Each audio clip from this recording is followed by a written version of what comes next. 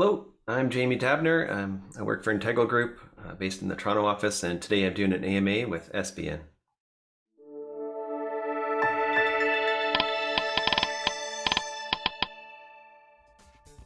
What did Jamie study in undergrad and why? Well, I actually didn't go to university. I went to technical college. After high school, I took a year off and I paid my parents' rent while I was working. And then I had an opportunity to go into a program called Engineering Drafting Design, and that was in Kamloops, British Columbia. And I went into that course because I thought that I would learn about drafting, electrical engineering, civil engineering, mechanical engineering, and structural engineering all within 2 years. And I liked drafting in high school, and I thought, I'd been around job sites and building things with my dad, and I thought that would probably set me up for some opportunity for an office job. Okay, where does Jamie work? Well, I work in the spare bedroom at my own house. I'm actually part of the Toronto Design Studio. We are all working from home, of course, and we have been for 2 years. Spend a lot of time on Teams. We have 46 people in our office, and there's 4 separate teams in the Toronto office. And I spend a couple days a month in the office, during regular conditions, meeting with the team and meeting with clients, that type of thing. What are Jamie's responsibilities in his current position? Right now, I am the team leader for the Toronto Sustainability team. I'm responsible for giving clients good advice and meeting their deliverables for projects, setting them up to win. I'm responsible to my partners in business for the business side of operations, writing proposals, project management, financial health of projects, and my sort of third main responsibility is to my team. I work with a great team and try to help make sure they get the right resources, the right training, listen to them, learn with them. What got Jamie interested in the field of sustainable buildings? I would say energy efficiency is kind of the thing that I thought was always most interesting. I've been lucky enough to work at really green engineering companies for my whole career. So I started with Keen Engineering. It was a sort of Canadian green building company, engineering company, before a lot of other companies were doing it. So I kind of just lucked into the right spot. But then through that, I met amazing engineers, and I saw new designs. Every project that I was able to work on had a new, more efficient system, and the people I was around weren't afraid of innovating.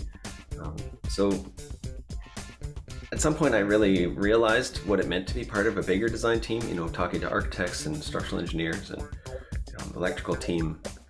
And really, sort of about 5 years ago, I kind of realized that I had enough experience to lean into sustainable building design based on my sort of engineering background. So that's really what started me down the path of leading the sustainability team. And it's really come up out of sort of engineering for me. That's my approach. What are some of Jamie's goals for the next 5 to 10 years? I think we're poised to make a larger impact. So maybe working on smaller pieces of more projects to help with some of the things we've learned over the last 5 years, say, or even 20 years. Working on things like developments and neighborhoods, districts, that kind of level, as opposed to sort of one-off buildings. So I'm interested in moving in that direction. I've also been teaching at university. I've sort of guest lectured, I guess you'd say, at architecture schools a few times, and sort of once a year for the last, 6 years or so, something like that. I find that really rewarding, and it's really interesting to see what the students think about, and sort of they're getting so much better at understanding things, and often we learn and hear questions that help us in our practice.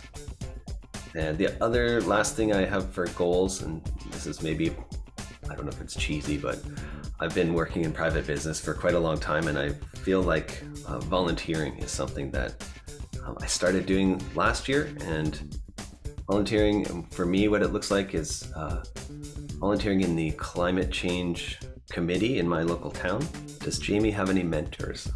Absolutely. I've had lots of different mentors through my time. That's actually how I've learned almost all of my knowledge in consulting.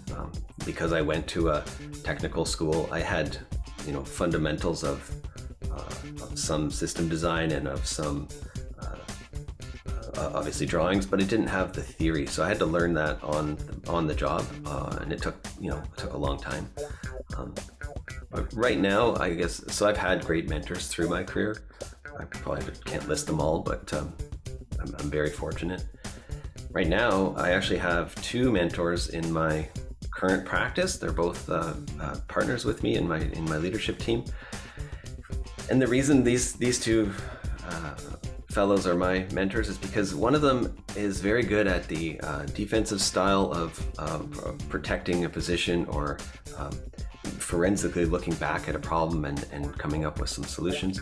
And one of my other mentors is a offensive thinking person. So if you're going into a situation and you need to sort of be 2 or 3 steps ahead of what's going to happen, I can go to him for that kind of coaching. So I'm very lucky to have that kind of style. I'm sort of more in the middle.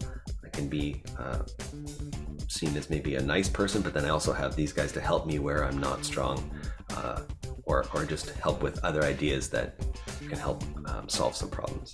What professional associations is Jamie part of? I'm part of the CAJBC. I have been since 2002, when I became lead accredited. Part of ASHRAE. We're going to be speaking at ASHRAE this summer, I think in June, about a project called the TRCA headquarters. So pretty exciting. That's one of my first real involvements in being part of the Toronto chapter. I've been part of OSET. I have an ASCT accreditation with OSET.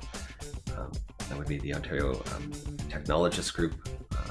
Been part of that for quite a long time. And then I have 2 other associations. One would be Engineers and Geoscientists of British Columbia and the Professional Engineers Ontario, and have limited licenses with both those organizations. What do sustainable buildings mean to Jamie? Buildings that meet design targets without so much complexity that they remain easy to operate and they can continue to perform highly over time. This is something that I've learned through my practice. Is we've definitely done super high performance buildings, but sometimes they become quite complicated to operate. And so we're looking to see how can we thread that needle between performance and actually being able to use it for intended purposes. What advice would Jamie give to current engineering students? Learn how to draw digitally. I think learning how to use Revit, BIM modeling, 3D programs like SketchUp or other things that you might get access to, those are going to set you up to be able to start as a team member with companies like ours right out of school. So if you can draw, it's going to set you apart, in my opinion anyways. Obviously I'm biased, but that's how I feel. And I would say, often in university, you're going to have, especially as you get into your later years, you're going to have chances to work in teams. Try to lead a team on some of the projects or different things that you get access to.